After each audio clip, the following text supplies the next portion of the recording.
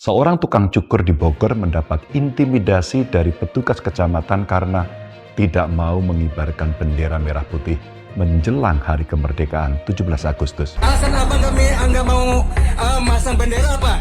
Alasannya saya tanya. Apa? Ya alasannya, abang ini kan udah merdeka. Abang disuruh pasang bendera sama ibu camat. Itu ibu camat loh. Alasannya apa dulu? Alasannya apa? Kami dari kecamatan loh. Abang nggak menghargai ibu camat tadi. Beli dong, masa-masa asing. Sebelum membahas cerita ini lebih lanjut, saya mau sampaikan bahwa intimidasi, persekusi, atau perundungan oleh siapapun kepada siapapun tidak dapat dibenarkan, apalagi oleh seorang petugas kepada rakyatnya. Abdi negara adalah pelayan masyarakat. Layani masyarakat dengan baik, santun, dan saling menghormati sesama manusia. Sepakat ya? Baik, kemudian mari kita bahas lebih dalam lagi. Fenomena kekecewaan publik menjelang peringatan Hari Kemerdekaan tahun ini sudah saya baca di berbagai platform media sosial belakangan ini. Ramai banget.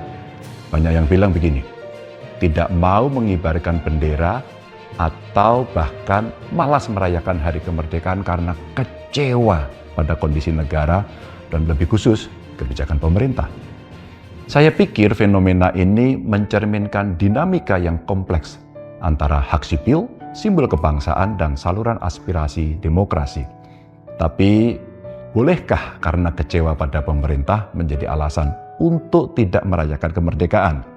Teman-teman, kecewa itu manusiawi. Sebagaimana kita bisa senang, bahagia, marah, sedih, juga bisa kecewa. Dan pasti munculnya perasaan itu ada alasannya. Kecewaan masyarakat terhadap kondisi ekonomi, pajak yang memberatkan, korupsi, atau kebebasan berpendapat adalah sah dalam negara demokrasi. Ketika mas-mas tukang cukur merasa belum merdeka, sebenarnya ini merujuk pada kemerdekaan yang substantif, yakni terpenuhinya keadilan sosial, kesejahteraan, dan rasa aman sebagaimana diamanatkan dalam Undang-Undang Dasar 1945. Tapi penting untuk membedakan negara dan pemerintah. Kemerdekaan 17 Agustus 1945 adalah milik seluruh rakyat dan merayakannya setiap tahun adalah bentuk penghormatan atas perjuangan para pahlawan. Sedangkan kebijakan politik dan ekonomi adalah ranah kerja pemerintah yang dinamis dan terbuka untuk dikritik. Undang-Undang Nomor 24 Tahun 2009, khususnya Pasal 7 Ayat 3 telah mencantumkan kewajiban mengibarkan bendera setiap tanggal 17 Agustus. Siapa yang wajib? Setiap warga negara yang menguasai hak penggunaan rumah, gedung, atau kantor, satuan pendidikan, lalu transportasi umum, dan transportasi pribadi di seluruh wilayah Negara Kesatuan Republik Indonesia dan di kantor perwakilan Republik Indonesia yang ada di luar negeri. Jadi, kalau kamu punya rumah, kantor, tempat usaha, ya wajib mengibarkan bendera merah putih setiap 17 Agustus. Saya kira itu tidak berat. Namun, ini yang penting. Ada ketentuan pasal 7 ayat 4. Menarik untuk kita simak. Bahwa dalam rangka pengibaran bendera di rumah, sebagaimana dimaksud pada ayat 3 tadi, pemerintah daerah memberikan bendera negara kepada warga negara Indonesia yang tidak mampu. Catat ini. Sekarang tinggal dilihat saja, apakah tukang cukur itu tergolong mampu atau tidak mampu. Kalau tidak mampu, maka pemerintah wajib memberi bendera.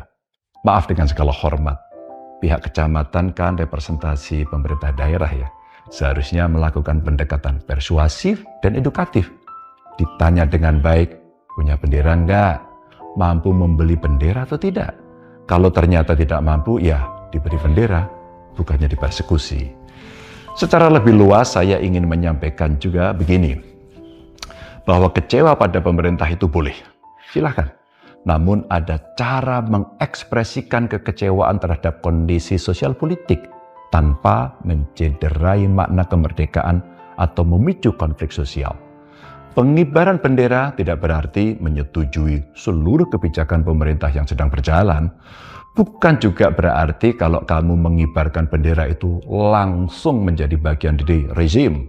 Sama sekali itu bukan. Sebaliknya, mengibarkan bendera dapat dimaknai sebagai penegasan bahwa rakyat adalah pemilik sah republik ini.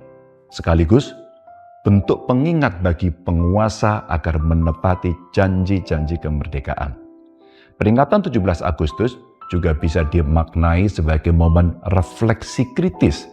Peringatan kemerdekaan tidak harus selalu diisi dengan perlombaan seremonial. Warga dapat saja mengisinya dengan doa bersama untuk negeri, diskusi publik barangkali, atau panggung budaya yang menyoroti isu-isu keadilan sosial, pemberantasan korupsi, dan pemenuhan hak-hak rakyat.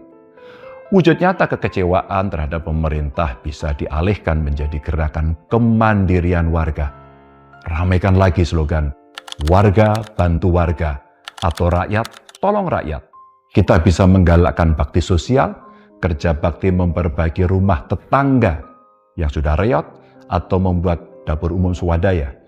Ini menunjukkan bahwa semangat kemerdekaan tetap hidup di tengah masyarakat meski ada ketidakpuasan terhadap tata kelola pemerintahan. Bagi kalangan terdidik, kelas menengah, para intelektual, pelajar dan mahasiswa bisa menggunakan momentum kemerdekaan untuk menulis atau menyampaikan kegelisahannya atas kondisi negeri ini. Banyak platform dari media mainstream hingga media sosial yang bisa digunakan. Bikin tulisan kritis, dibalut humor di kaos, juga sangat menarik untuk dilakukan. Saya kira ini lebih efektif menjangkau pembuat kebijakan ketimbang aksi simbolis yang rentan disalahpahami. Jadi, melalui pemisahan yang jelas antara penghormatan terhadap bangsa dan evaluasi terhadap pemerintah, kekecewaan rakyat justru bisa menjadi energi kritis yang mendewasakan demokrasi Indonesia. Selamat ulang tahun yang ke-81 kemerdekaan Republik Indonesia.